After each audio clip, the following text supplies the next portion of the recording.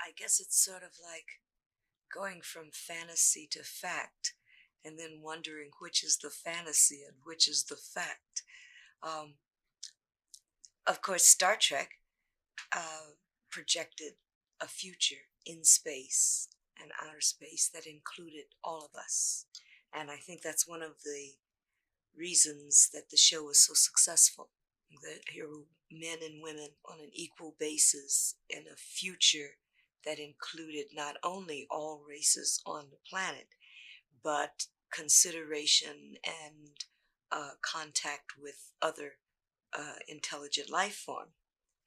And during this time, of course, this is saying that we indeed do have a future in space, and our space program has definitely gone to a point where men and women can go in peaceful exploration where no man or woman has gone before. And just at that time that that was happening, NASA, our civilian space program here on Earth, is planning just that kind of first step that would allow a Star Trek universe to exist and be a reality. Now, fans already know that Star Trek is a reality, and so now we simply have to go back and make sure that that happens because obviously it is a fact. So this gets sort of schizophrenic, you see. And so you already have a projection and a fact. So now you have to go back and extrapolate how we're going to move from here to there.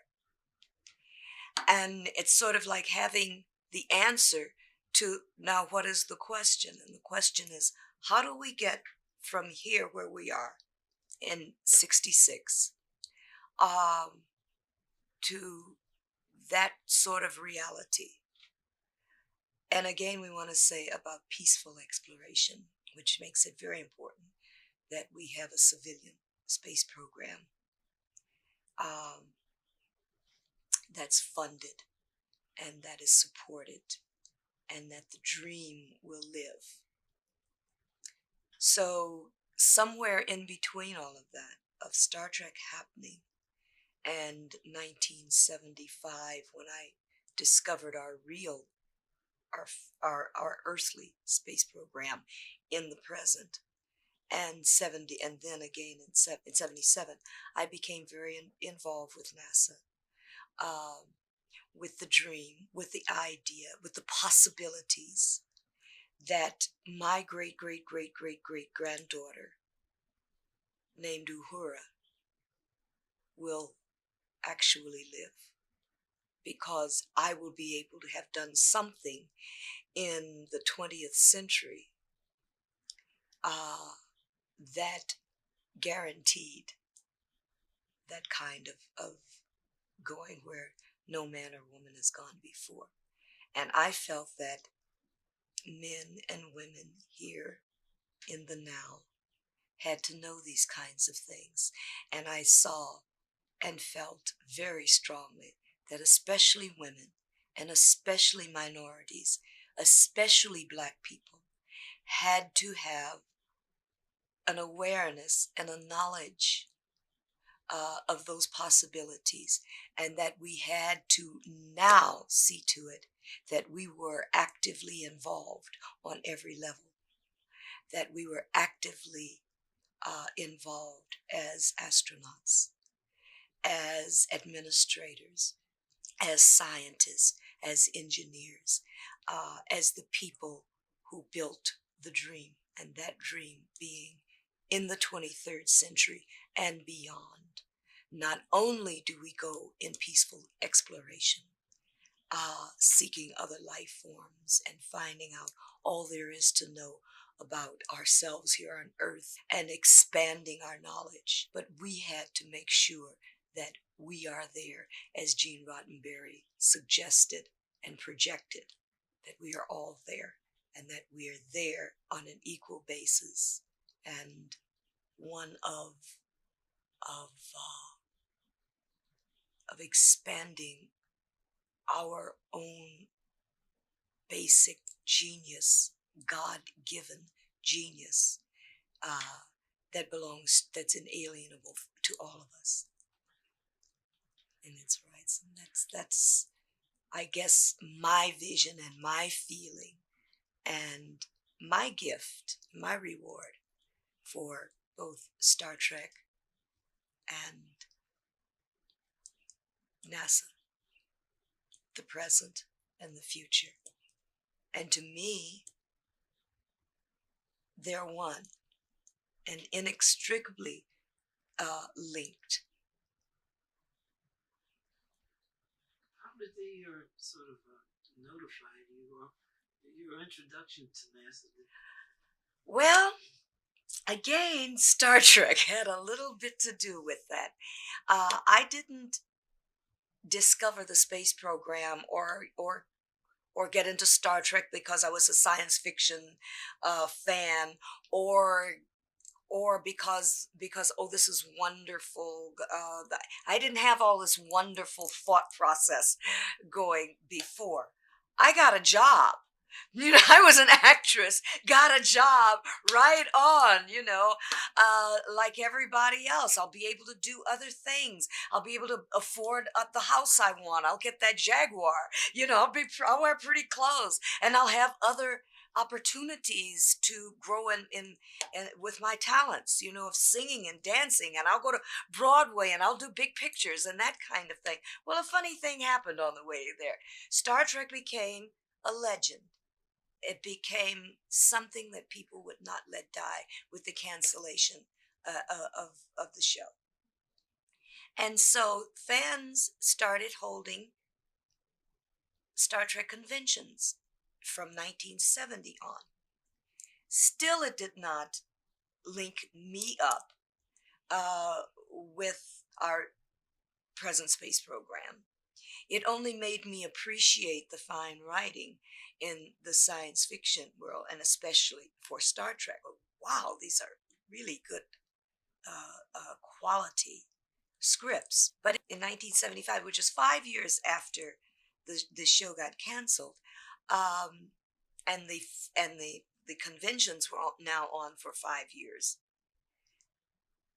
I was invited to go to Chicago, which is my hometown, to what turned out to be the largest Star Trek convention ever before or since. The police report was 38 to 40,000 people descended on Chicago to celebrate the 5th anniversary and to make and to determine that somehow, in some way, Star Trek was going to come back. It was also the first time that NASA had seen fit to allow one of their scientists to come as a speaker and do a presentation on the long-range planning of our space program. And I decided, in spite of all the fans, wanting autographs and, crowding you and mauling you as you came down, to go to it, I decided I was going to go to that presentation. I wanted to know what our space program was all about. I wanted to know what these great astronauts were doing, and just what was it about the space program that they were doing here at Star Trek convention. With no preconceived ideas, I went to it and was just astounded. I know that I remember sitting up with a bottle of champagne and some caviar in a big brass bed when our astronauts set foot on the moon. And I remember feeling great. And I remember all alone with my bottle of champagne and my caviar and enjoying that. And something happening back then saying, humankind stepped on the moon. It wasn't just Neil Armstrong and Buzz Aldrin. I stepped on the moon. Aldrin and Collins' flight to the moon was an exhilarating experience for me. So now, 5 years later, being in Chicago, and having our uh, convention of fandom for to get Star Trek, to keep Star Trek alive, to have a representative from NASA was really a something for me. It was like the first time I'd started to really make the link again between fantasy and fact. And now I started to see my part in it. Here I was involved in projecting a future of what our space program where it could take us. And yet I did not see myself in the present space program. I didn't see myself as a black, and I didn't see myself as a woman.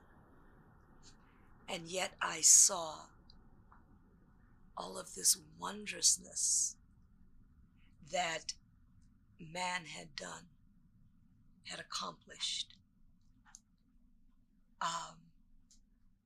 And I sat there thrilled and impressed, in awe of, as I watched the presentation of where we had gone as human beings. And I didn't see me. And out of that awe and out of that thrill came a feeling of disenfranchisement on something that had the potential to affect our lives in the most incredible ways. And I wanted to be there, not in fantasy, not 300 years from today, but now. And I was not talking about becoming an astronaut. I was talking about, if those guys are doing it, then we're supposed to be there. Then where are we? And so the next day at the press conference, here was at this panel with all the press out there, and here was this scientist. And the press asked this scientist, Dr. Van Puttkamer, I mean, this is fantasy, and this is, a lot of Trekkies loving a TV show. What is a man? And they had his bio, see, so they sort of, what is a man of your stature? You're a scientist, and they went through his biography. You who are, with the space program and so forth. A man of your stature. What really are you doing here at a Star Trek convention with a bunch of little green people running around, because Star Trek fans dress up and have a fantasy costume ball, and so they wear them during the day, and people in the hotels, sometimes go like, "What's going on?" And so press sometimes like to make a little light of something that they don't understand. And so, what's a man of your stature doing here?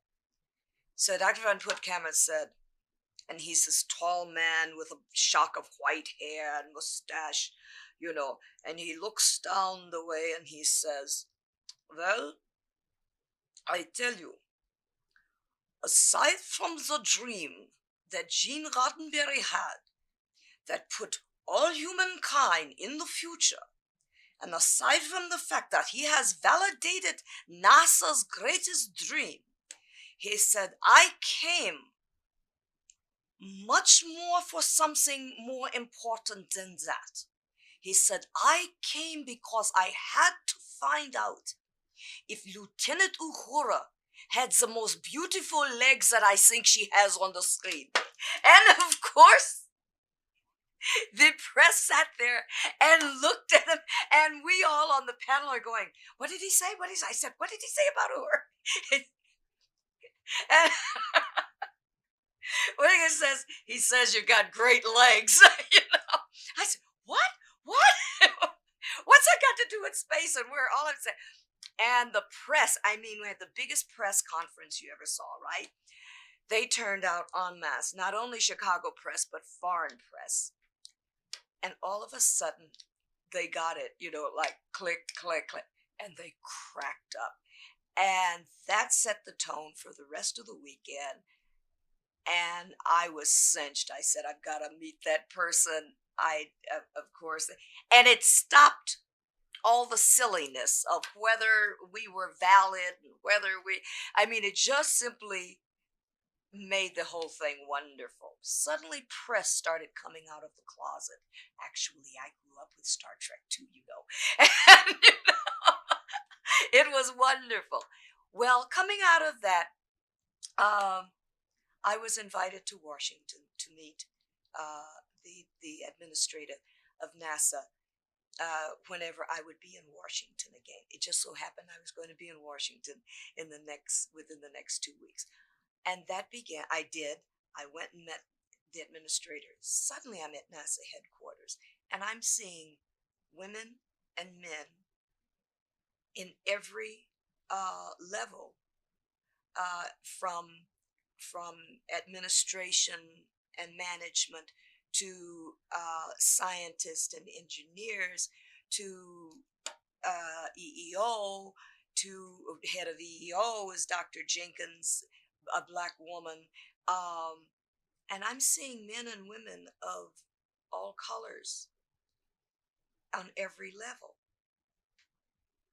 from administration to basement, uh, uh, janitorial, and every place in between, legal, secretarial, uh, uh, uh, publicity. I mean, every area.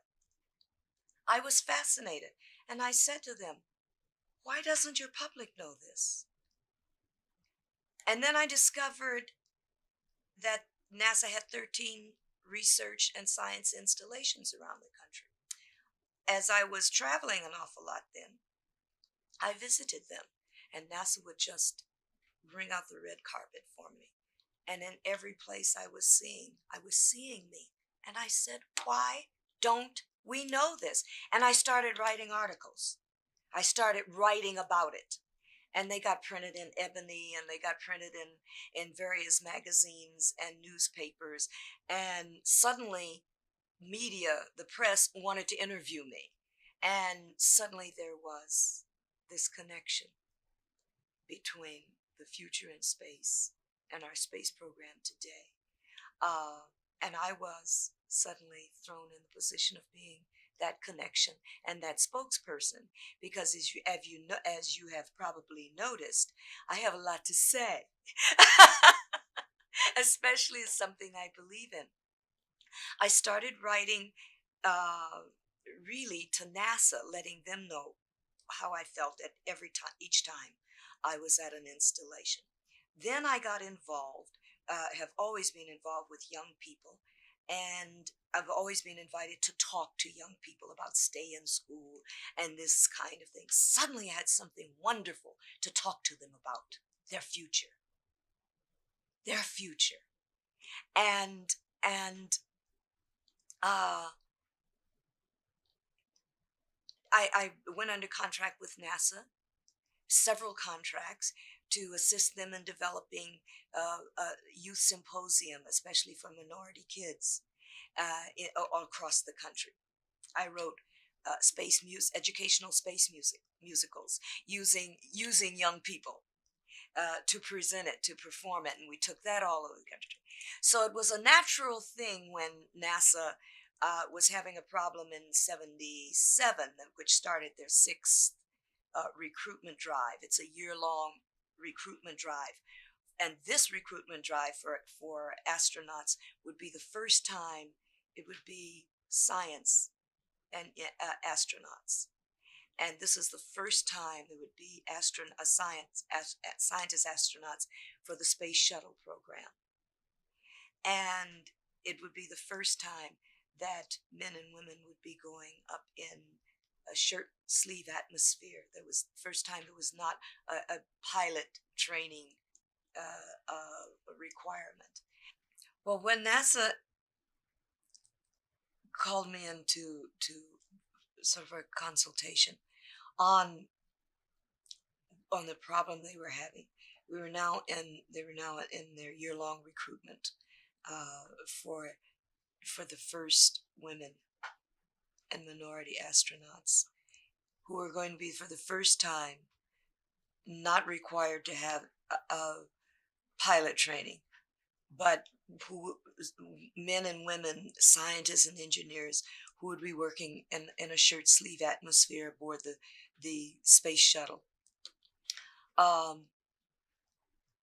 And yet they didn't understand why women were not responding, why minority people were not responding. And they said, why are we having this problem? We're 8 months underway. We've got 4 more months. We're not going to have it. We're not getting qualified applications. We're not going to have any women and minority people. And they said, why? And I said, because we don't believe you. And they were astounded. But here's everything we've done. Our credibility is great. I said, but not your recruitment. And so I explained to them that they had had 5 or 6 recruitments prior to this. And we were always told qualified people would be considered. But although there were qualified women pilots and minority pilots, we were never selected. And they said, but this time we are very serious. Whatever went before, we are serious. And I believe the administrator is a new administrator, Dr. Fletcher, and I believe John Yardley, who is head of manned spaceflight. I had a vested interest because I wanted to see that our Star Trek universe lived, men and women of all colors working together. And so they said, how can we get people to apply? How can we correct that? And I said, I think you need to get someone immediately with credibility and high visibility, so that when they see them on television and in newspapers and ads and do a complete media blitz, people whom they would believe. And they said, like who? I said, Bill Cosby, Coretta King, John Denver. These are people that people believe when they speak. They know that they would not talk to them if NASA was not serious. And NASA said, how about Lieutenant Uhura? And I just laughed because I said, no, people might think it's a gimmick. And they said, we've heard you speak. We've heard you speak to women. We've heard you speak to children. We've heard you speak to professionals. We've heard you speak to NASA people. Anybody who hears you speak 5 minutes, it will dispel any idea that they had that you were not sincere and that you didn't know what you were talking about. They will know your sincerity and your dedication, and that you know what you're talking about. And we would feel secure that our message was in the right hands. And on that basis, for the next 4 months, because we only had 4 months left, I completely stopped my career, canceled all engagements, and for expenses only, charged NASA to go across this country and set up a grueling schedule. I went to every university that I could get to that had a strong engineering or science or engineering program. I went to aerospace industry itself and rated them. I went to every woman's organization every professional science organization, organization of Black engineers and scientists. I went to LULAC. I went to the Asian community. I went to the Spanish American community. I went to the Black community. I went, as I said, to universities and got them to also identify their alumni who could help. I went to the Organization of Black Pilots, and fortunately, many of these people were having their annual conventions at that time. And they invited me with open arms. And many admitted they allowed me to come because I was Uhura, but they finished up because I was Nichelle Nichols speaking for our space program. When I started out, NASA had had about 1,500 applications. That's after eight months, with 4 months to go. They had less than 100 applications from women, none of which were uh, qualified in the areas they were looking for, and less than 35 from minorities who had identified themselves. And when I finished, they had over 8,000 applications overall. They had gone from less than 100 for women to 1,649 applications from women, most of whom were qualified, and over 1,000 applications from minorities, mostly Black, who were highly qualified. Out of that, they were so delighted.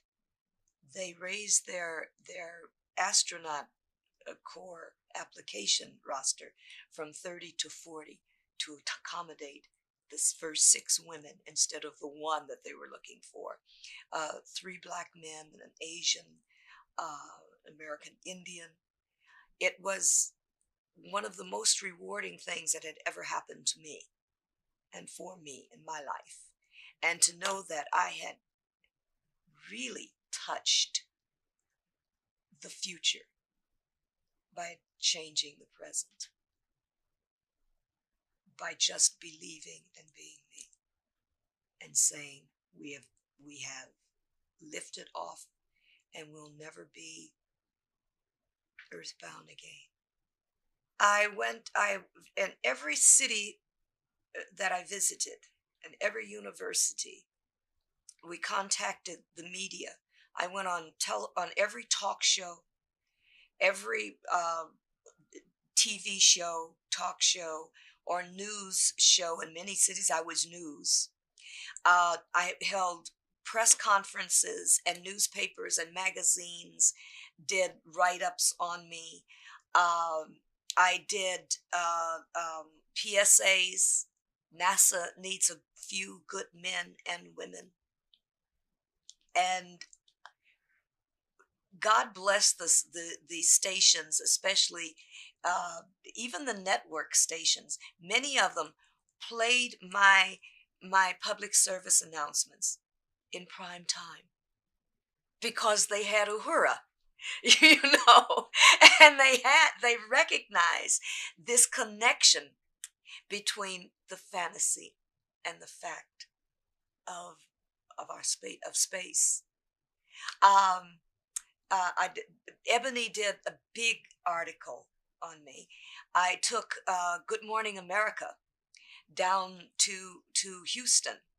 Good Morning America had been trying to get to Houston, and especially to Mission Control. I took them through some of the limited astronaut training that I myself had gone through in preparation for this. Can you talk about that? Well, we went on the simulator, and of course successfully crashed the the space shuttle, and then learned how to land it if we had to go on manual. I went on the weightlessness machine,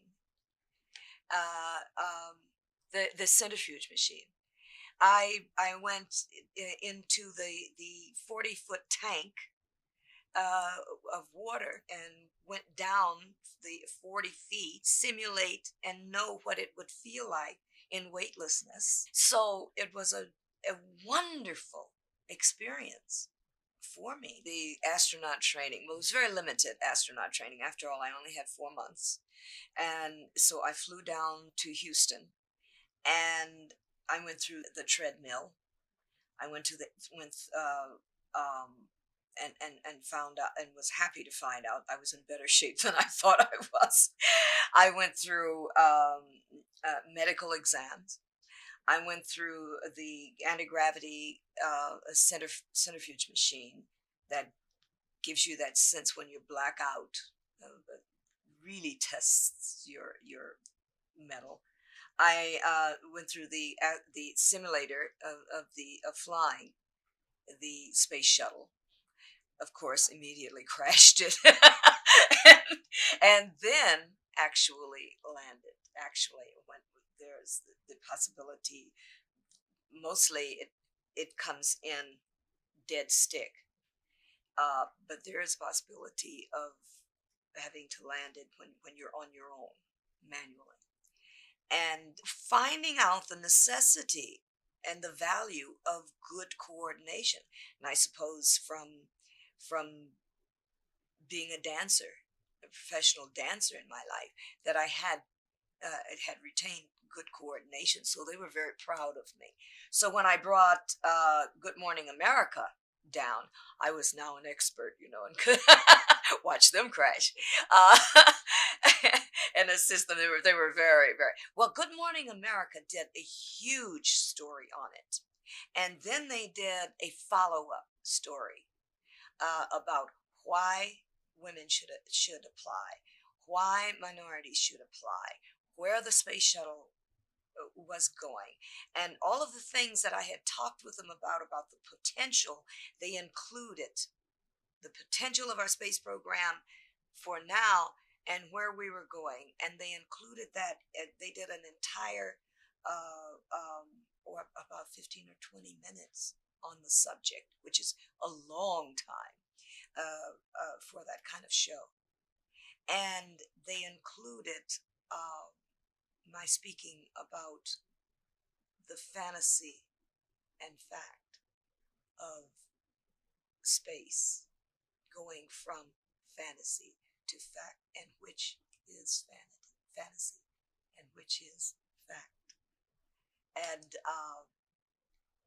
so we were very lucky. We were very lucky that during that recruitment drive, I went to I raided, as a matter of fact, Rockwell International itself, which built the space shuttle.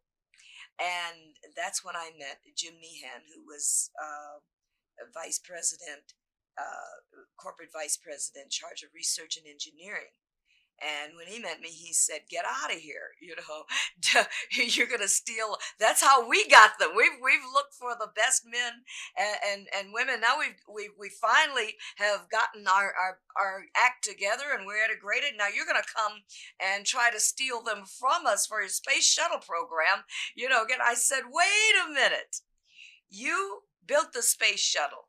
Don't you want to give to America its finest, and aren't its finest from Rockwell International? Where better to come than from aerospace industry, And I broke him down, and he got me on his helicopter and took me reluctantly to their science center, and I talked to people, and one of the women who uh, was woman of the engineer of the year at Rockwell, which was the program that was started by Jim Meehan, later is now an astronaut, from my talk, from my having talked with her and knowing that she had a chance. Although she was not one of the original 6, she almost was. Um, she was in the next recruitment, so she is currently an astronaut. Very, very proud of that. Very, very proud of that. Ron McNair and Guy Buford and Fred Gregory, were the three men of that, the three black men at that recruitment. Um, they had, I had contacted Ron McNair personally. I had sent contacts to Guy Buford, who is currently an astronaut. And wonders of all wonders, Fred Gregory heard me on a television talk show in which I spoke about the military recruitment and the civilian recruitment. You see, the military had their own recruitment drive for NASA, but they made their own selection, and then gave and eliminated people, and then gave NASA their selection, which, unlike the civilian recruitment, NASA looked at all applications and recruited. And I talked about that because they invited me to the Pentagon when I first took on the contract to let me know they didn't want me interfering with the military recruitment. They didn't want me out recruiting military, so I didn't. But I simply talked about it. And I simply said, just as I was about to leave the Pentagon with, 6 top generals, 5-star generals, who were very concerned that I was going to interfere with their personal military recruitment. If they'd never invited me, I'd have never said anything because it would have never occurred to me. But just as I was about to leave, I said, oh, by the way, I would be glad. I'll have enough on my plate just recruiting civilians. But if you have your own recruitment and your own selection, what about the men and women who aren't selected by you? Would they be able to apply directly to NASA as American citizens? And they went, yes. So everywhere I went, I simply talked about that. And I talked about that on this television talk show. And it so happened that Fred Gregory, who had applied, who was very excited to go, he's a scientist, a brilliant, brilliant man, had applied within the military, thinking he could only apply through the military, was rejected by the military, and applied directly to NASA because Nichelle Nichols said so, and was selected immediately because he had some of the highest qualifications anybody NASA had. So that when he told me that, when Buford told me his experiences, when various men and women told me their experiences and why they applied, and that they applied because they believed me, there is no greater tribute. There was no greater tribute that I could ever wish for. And suddenly there I was, doing exactly what I fantasized. It became a reality. Back when, and you were asking me about being on Star Trek, back in that first year, when I was so excited about the quality of the show, I suddenly realized that my part was being cut down, and I decided to leave the show in this first year. So I went to Gene Roddenberry. Gene Roddenberry, who created the show, said, please don't do it. It just so happened, but I was determined. It just so happened that that's when I met Dr. King, Dr. Martin Luther King. And I told him my feelings and how I felt, and I wanted to get on with my career. And thinking that he would say, yes, don't take that, go on with your career. He said, you must not. You must stay. He said, you don't understand the effect that you are having, not only on Black people, not only on young women, but on everybody. Everybody's mind and attitude is changed immeasurably simply because you are there. He says the quality that you give it, the stature that you give it, he says makes you 10 feet tall. You're not a small actress.